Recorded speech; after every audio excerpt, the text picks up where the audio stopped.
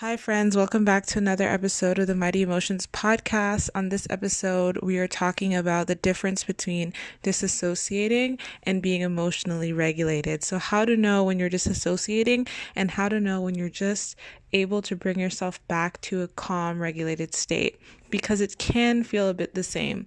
I also go into what to look out for if you're doing this work on your own without support, because it is really important that we're just aware of what could happen if we're new to this work and we're not being guided by someone.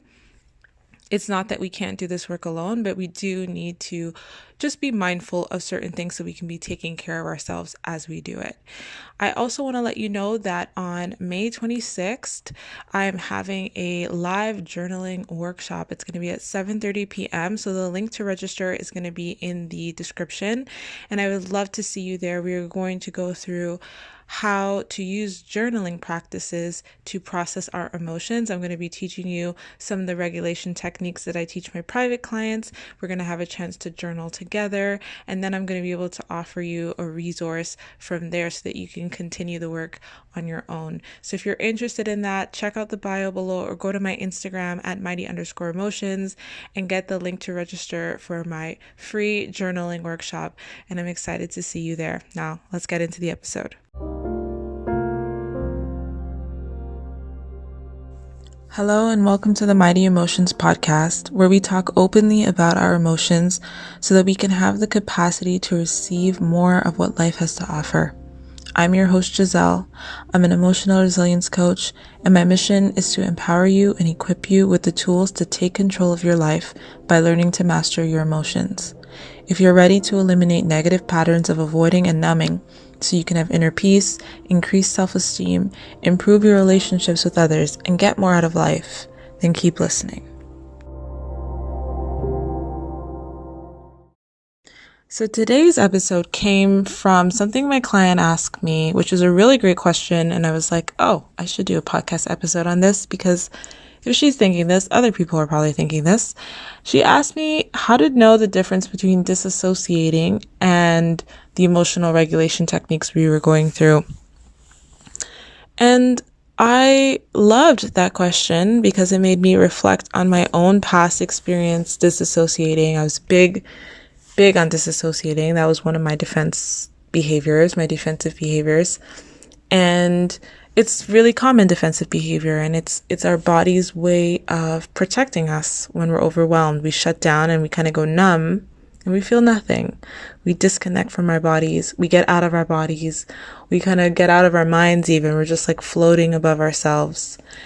And I would disassociate a lot, just kind of, it would be foggy, like brain foggy. I would just kind of be like zoned out. And sometimes even now, knowing the emotional skills that I have, if I haven't been taking care of myself or, it's been really tough parenting life, just life in general, running a business, all these things can be stressful, right?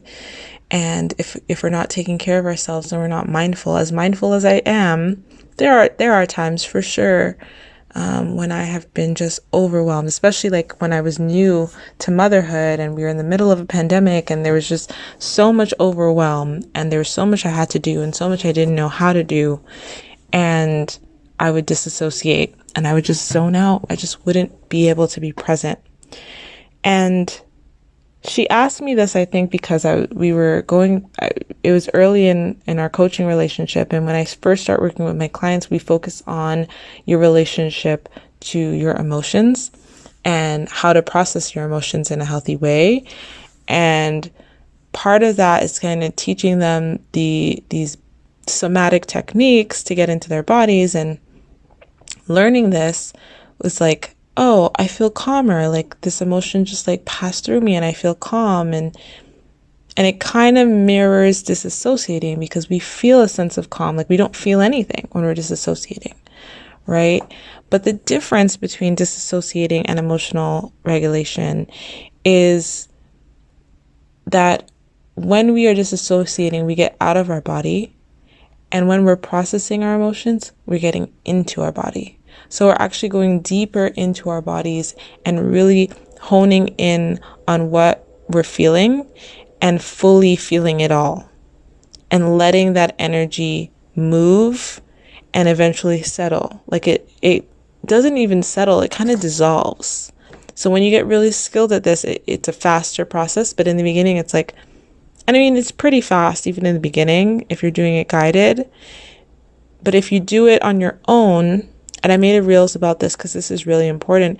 If you try to do these practices without guidance, you can maybe go too fast too soon, or too far too fast, and actually lead yourself into a state of disassociating because you overwhelm your system so much that it shuts down. So it is really important to either do it really, really incrementally and really slowly, or to get guidance and support with this when you're starting out, especially if you're used to disassociating and you're used to numbing and avoiding your emotions, because it can feel similar in the beginning. It's like that comforting feeling of just like feeling okay and like returning to a state of alignment and being open-hearted. But the difference is that disassociating, while you disconnect from the feeling so you don't feel horrible, you disconnect from yourself as well. Whereas emotional regulation techniques and the practice that I take my clients through is you're getting deeply connected to yourself. You're getting to really know yourself, because when you connect to your honest emotions and you tune into your body and you connect to your body, that actually strengthens your intuition. It strengthens your ability to trust yourself. It strengthens your ability to know yourself. And so it's very, very different than disassociating. It's very, very intentional and deliberate instead of the automatic kind of protective shutdown behavior that disassociating is. So I hope that makes sense. I think that, again, like I said, it's really important to get support with this in the beginning, or to do it really, really slowly. Even with my clients, I give them homework, but it's very, very gradual. It's meant to just be enough, and it builds over time. It's incremental. We're not trying to send our bodies into shutdown because it's like I said, disassociating is like an automatic process. It's not something that we have to really intentionally do. It's something that it's built into us to protect us, but it leaves us disconnected from ourselves. It leaves us, unaware of what we need. It leaves us detached. It leaves us, feeling okay, feeling like that numbing, that balming, that comforting, but it never allows us to get to the root, and it never allows us to build the skills to deal with the distress in the future. And it kind of ends up compounding the stress within us, which can lead to our bodies breaking down. Whereas this practice of feeling all of our feelings and processing them fully and letting that energy move through our bodies completes that stress cycle, I've heard it called. It completes the circle of like, okay, I've had the emotional experience and now it's complete, and I'm open to receiving a different emotional experience, which is usually positive emotions, calm state, open-heartedness, and feeling like connected and in alignment. That's the whole purpose of processing our emotions. Like when we disassociate, we remain misaligned, but when we process our emotions, we come back into alignment. And for someone that's not familiar with this, it can initially feel very similar. It can feel like, is this the same thing? Like, am I okay? It's like, yes, we're not meant to be stuck in our emotions, right? And that's the thing that a lot of people don't learn when they don't get the safe support to process their emotions, is that fear of being stuck in the emotion, or the emotion lasting for a really long time. And physically, our emotions only last about 90 seconds. They don't last that long. It's when we are in our minds generating that emotional energy and reactivating ourselves and not ever getting to the root of the emotion and not ever processing it the way that I teach my clients, then that emotion just seems to loop around and around and around, and we never get to complete that cycle, and we never get to open ourselves up to that calm, open-hearted state. And if we do that enough, we become overwhelmed, and then that automatic shutdown, disassociative state kicks in, right? So I hope that made sense. But if you would like to get on a call with me and we can talk about where you struggle with, if you struggle with disassociation and you want to move forward and you want to actually be connected to yourself, feel everything, you are sick and tired of being in a cycle of like disassociating and burning out, because like I said, the emotions can really compound in our body. This is what I help people do. I help you learn how to process your emotions fully and completely so that you can be open to other experiences and you don't have to stay in an emotional loop. I teach you how to break out of that cycle. I teach you where to send your mind's attention so that you can address what's underlying those emotions, what's the need, but also what are the obstacles to those needs getting met. Like, it's really a process, and it's taken me years to develop this process.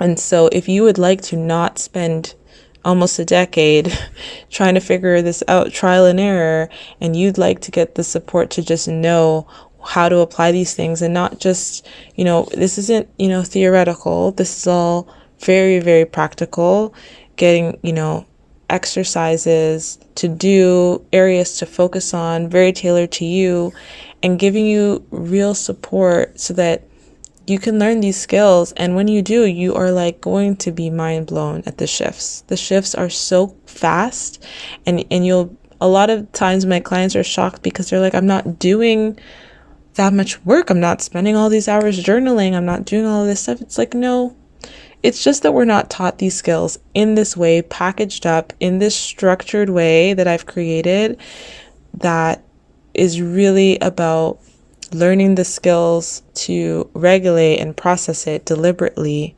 so that it doesn't lead to disassociation, so that it doesn't lead to overwhelm, and that you can really eliminate that negative cycle, get clarity around, what you need, who you are, what's going on within you, and really find inner peace, because that's the difference.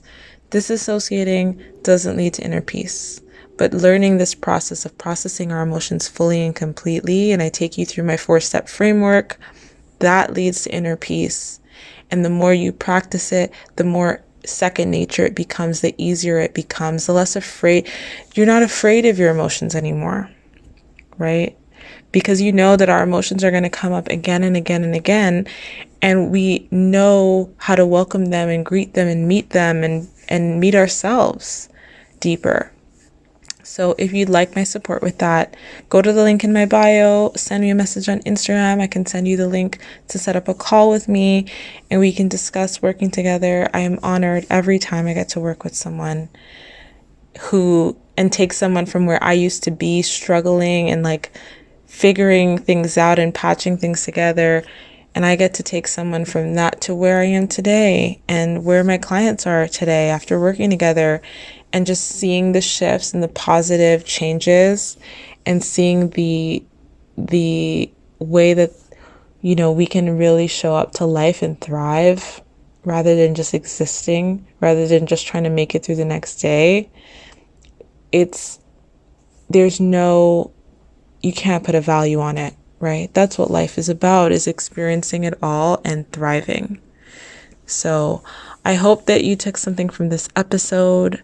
I hope that you reach out to me if you feel like this is something you're ready to take action on, you're ready to learn, you're ready to apply these steps, and you're ready to like make the rest of your life amazing and start thriving.